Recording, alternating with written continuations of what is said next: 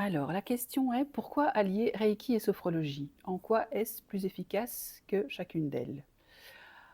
Alors bonjour d'abord, je m'appelle Coris, je suis praticienne Reiki et sophrologue. Je propose donc des séances de sophrologie et des séances de Reiki.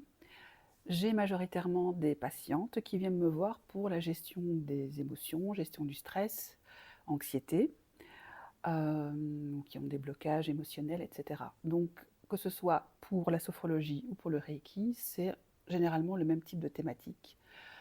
Depuis quelque temps, je me suis rendu compte que c'était plus pertinent pour moi d'allier les 2. Ce que je veux dire par là, c'est que pour que ça soit plus efficace dans un accompagnement, les 2 ensemble sont pertinents et plus adaptés et peuvent permettre, donc aux patientes de pouvoir prendre conscience d'une part de ce qu'elles sont en train de vivre, donc de leurs objectifs de départ qui peut être, bien pouvoir gérer des émotions, débordements d'émotions pour les hypersensibles, pour la colère, pour, les angoisses, le stress, toutes ces choses du quotidien et du coup, bah, la sophrologie, par sa façon de proposer un accompagnement structuré, organisé, avec, tout un suivi par, différentes séances qui évoluent au fur et à mesure, donc d'installer au fur et à mesure le calme, d'installer l'apaisement, de prendre conscience de son corps, de prendre conscience de ses émotions, de prendre conscience de l'origine et d'identifier l'origine des émotions ou des situations qui sont difficiles à gérer, pour arriver à atteindre un objectif que l'on s'est fixé, donc que le patient s'est fixé lui-même. Partir de ce schéma, protocolaire, allier le Reiki, donc insérer dans cet accompagnement des séances de Reiki, permet en fait, aux patients de pouvoir atteindre un état d'apaisement et de relaxation et de calme qu'ils n'auraient peut-être pas, aussi rapidement, via des exercices de sophrologie ou de respiration. Ce que j'entends par là, c'est que cet état d'apaisement, de calme et de relaxation profonde que permet le Reiki apporte un plus dans le cheminement et le travail de développement personnel. Heu, pour rappel, la sophrologie incite ou a pour objectif d'impliquer le patient, que c'est lui qui puisse prendre conscience de son cheminement, de son objectif. Il identifie l'objectif qu'il veut se donner sur un laps de temps qu'il décide, que nous décidons ensemble. Donc il y a une prise de conscience, une implication qui est très importante dans un développement personnel. Le Reiki, également, contrairement à ce qu'on pourrait croire, implique que le patient puisse s'impliquer et prendre conscience, donc puisse identifier son objectif. Pourquoi est-ce qu'il veut une séance de Reiki? Quel est l'objectif? Qu'est-ce qu'il attend? Donc ça, c'est important de pouvoir le savoir et l'identifier au départ. Et donc, cet apport du Reiki dans cette démarche, du patient est un plus, indéniable puisqu'il apporte une dimension, que la sophrologie seule ne peut pas apporter. Et inversement, la sophrologie apporte une dimension que le Reiki seul ne peut pas apporter. En fait, ça combine des éléments, qui vont très bien ensemble. En fait, ce qui m'a fait penser, ou en tout cas m'a fait venir à penser à cette, combinaison des 2, à cette alliance des 2, pour pouvoir permettre d'offrir un accompagnement le plus pertinent possible, c'est que tous 2 travaillent sur l'énergie, travaillent sur le souffle, travaillent sur la respiration. La sophrologie, d'une certaine manière, est un travail énergétique, même si, voilà, puisqu'on travaille sur la respiration. La respiration est vraiment au centre du travail. La respiration consciente, la respiration abdominale, qui permet d'ancrer l'individu dans le ici et maintenant. Donc ça, c'est vraiment très important. Ce que enfin, ce que permet aussi le Reiki. Donc, c'est-à-dire, on travaille aussi sur la respiration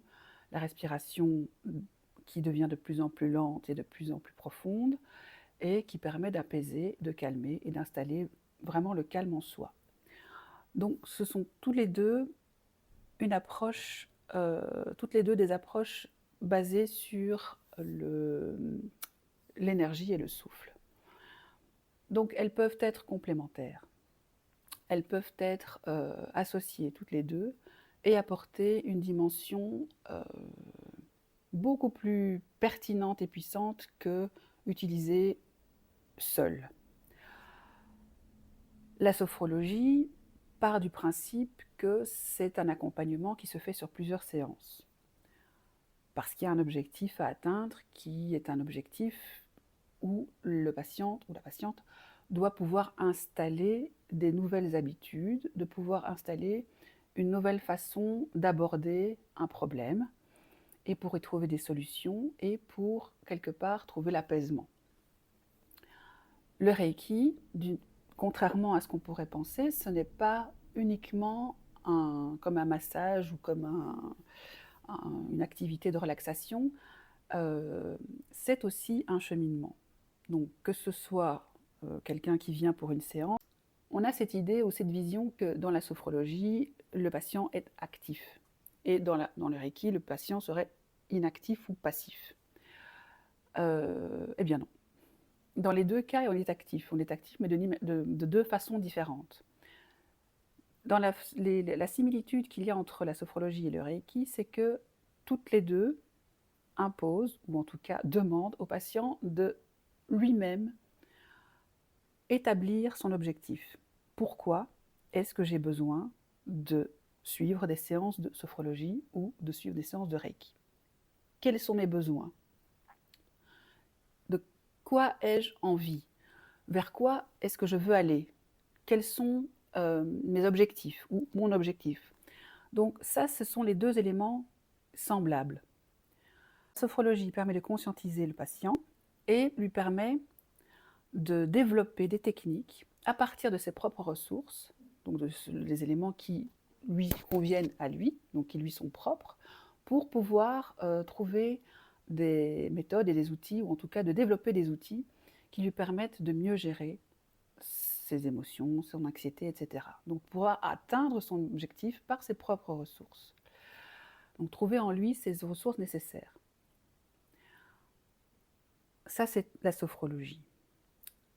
Le Reiki, lui, c'est, comme je le disais au départ, une intention qui vient du patient lui-même, et c'est permettre à l'énergie de circuler librement dans son corps pour rééquilibrer les chakras, c'est-à-dire de pouvoir harmoniser l'énergie, mais d'harmoniser en fait le corps et l'esprit, le mental et le corps.